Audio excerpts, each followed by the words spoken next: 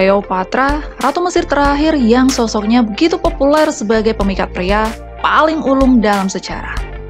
Bukan sembarang pria yang bertekuk lutut di hadapannya.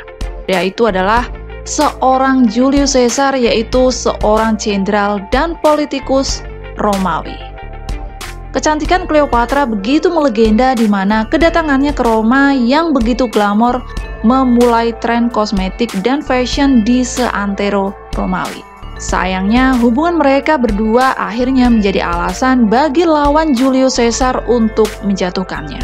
Setelah kematian Julius Caesar, nama Cleopatra tidak hilang melainkan menjadi rebutan para tokoh Romawi untuk mendapatkan kekayaan Mesir. Ia memilih Mark Antony, yaitu tangan kanan Julius Caesar dan salah satu kandidat terkuat dari triumvirat, untuk melindunginya. Dengan pesona Cleopatra, Mark Antony pun takluk dan mereka hidup bersama di Mesir secara kontroversial. Sampai dengan kematiannya secara tragis dengan bunuh diri setelah kalah dalam perang saudara. Gelarnya seringkali membuat awam mengira bahwa ia adalah orang Mesir. Sebenarnya Cleopatra berasal dari dinasti Ptolemaic yang berasal dari Yunani, Makedonia. Kakek buyut Cleopatra adalah Ptolemy, yaitu seorang jenderal dan kawan terdekat dari Alexander the Great yang ikut berperang hingga ke Persia dan India. Setelah kematian Alexander, Ptolemy terlibat dalam perang perebutan wilayah. Ptolemy yang dianggap setia diberikan izin untuk memerintah Mesir atas nama keturunan Alexander. Tetapi kemudian mendudukinya sendiri dan mengikuti jejak jenderal Alexander lainnya, yaitu mengangkat dirinya sebagai raja. Telah sukses mempertahankan Mesir dari jenderal lainnya dan juga sempat melakukan serangan ke Syria, Ptolemy Isoter berhasil membangun fondasi yang kuat bagi dinastinya yang bertahan selama 300 tahun. Darah keturunan Ptolemy terus terjaga dengan tradisi menikahi sepupu bahkan kakak adiknya sendiri.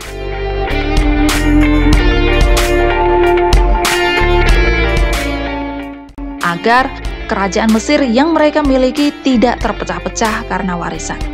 Begitu terjaga sehingga sering disebut bahwa tidak ada setetes darah orang Asir di dalam garis keturunan Ptolemaic.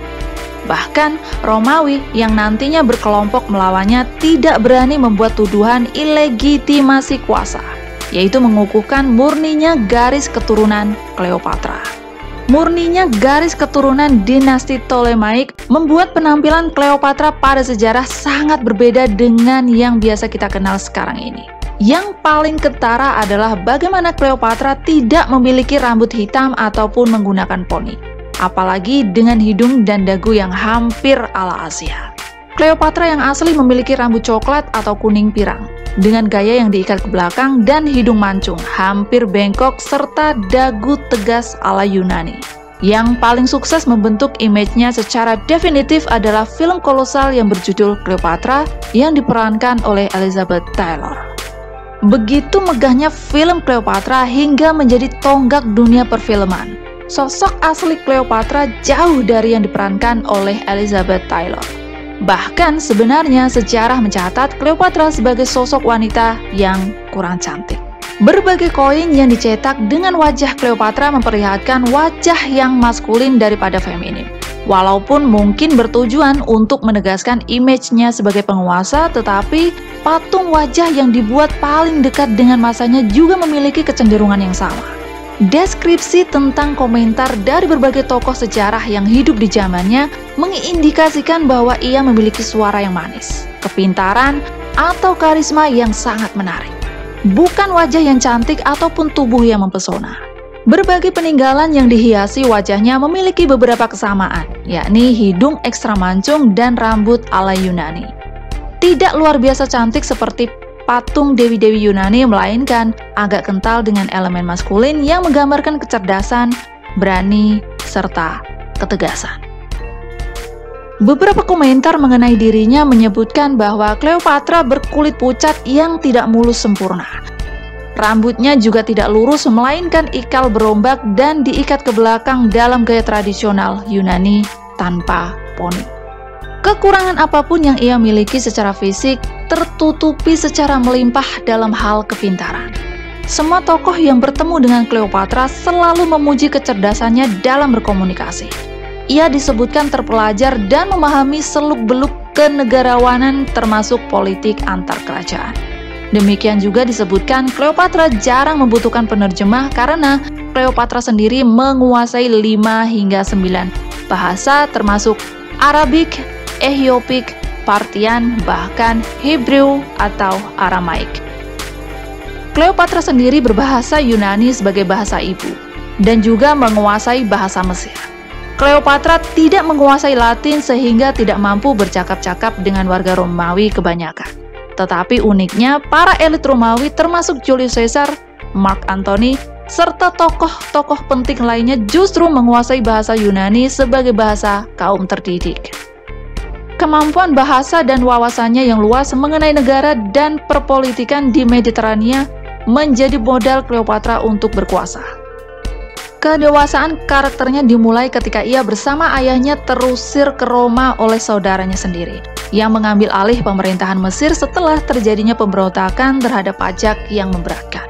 Cleopatra mulai terbiasa dengan proses perjalanan politik dan intrik suksesi dengan segala resikonya.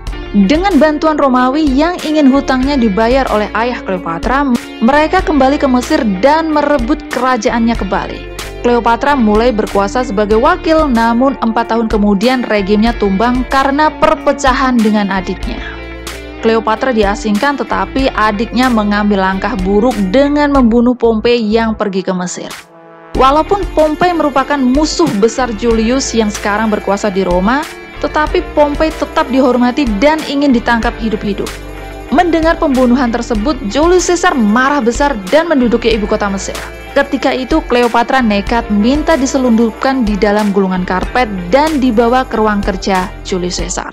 Saat itu Cleopatra usianya baru 22 tahun, namun memiliki kepandaian yang mampu memikat Julius Caesar, yaitu seorang jenderal dan politikus senior yang sudah berusia 50 tahunan.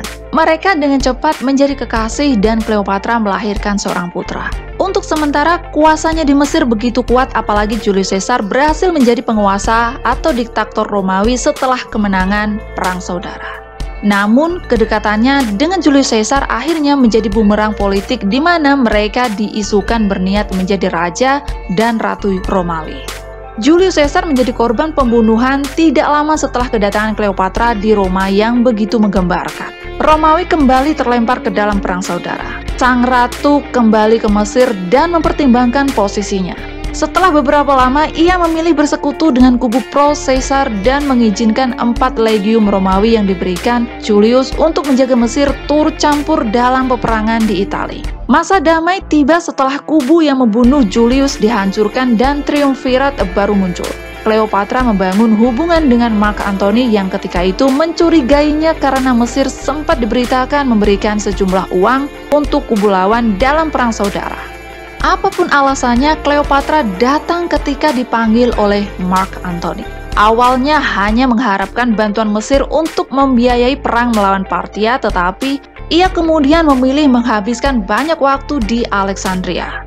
Cleopatra menghabiskan banyak kekayaan untuk Mark Antony. Setelah beberapa kegagalan besar dan kecil dalam perang, akhirnya Antony berhasil mengalahkan kerajaan Parthian dan menguasai sejumlah besar wilayah di Anatolia, Syria, dan Armenia. Pesta kemenangan besar Antony atas Parthian dirayakan di Alexandria dan di ujung acara menyerukan bahwa aliansinya dengan Octavian berakhir. Secara resmi, ia mulai membagi-bagi wilayahnya untuk Kaisarion, yaitu anak Julius Caesar, juga kepada anak-anaknya bersama Cleopatra. Hal ini membuat banyak tokoh Romawi termasuk Octavian sebagai anak angkat Julius Caesar murka. Kaisarion sebagai darah dan daging dari Julius Caesar berpotensi besar untuk mengancam keberlangsungan pemerintahan Romawi. Perang politik pun dimulai dengan Antony menyebut Octavian sebagai provokator, pemalsu warisan, dan perebut hak dari anak sah Julius Caesar yakni Kaisarion. Roma membalas dengan mengumumkan bahwa Antony mengangkat anak-anaknya sebagai raja. Yunani menjadi tempat pertempuran pertama di mana pasukan yang loyal terhadap Octavian berhasil merebut kota pelabuhan yang penting dalam sebuah perang laut. Bagaimanapun juga, Octavian dulu berjuang untuk memberikan tanah garapan bagi mereka. Hal ini membuat pasukannya bertambah besar dengan sangat cepat.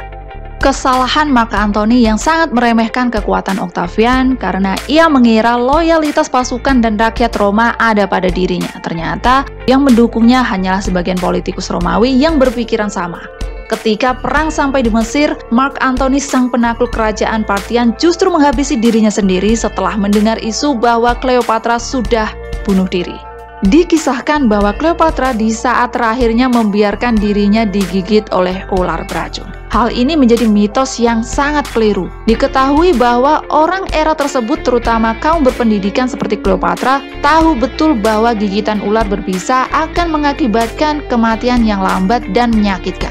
Mengetahui hal di atas, maka para ahli menyimpulkan bahwa kemungkinan besar sang ratu terakhir Mesir meminum racun dengan campuran obat bius seperti opium untuk membuatnya tidur lelap sebelum menemui ajalnya.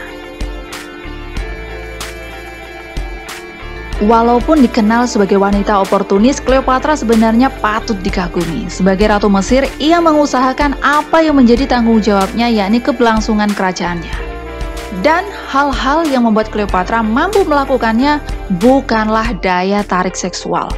Bukan karena wajah cantik dan bukan pula kekayaan semata, tetapi kepintaran yang luar biasa.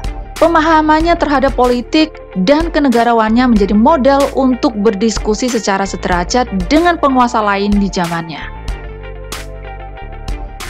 Jadi itulah fakta Cleopatra, sang ratu terakhir yang kekuatan kecantikannya tidak hanya dari pesona wajah yang menawan, tapi juga kecerdasan otak, kepintaran berpolitik, ketangguhan mental, serta kecerdikannya dalam berstrategi politik sebagai negarawan untuk menyelamatkan Mesir.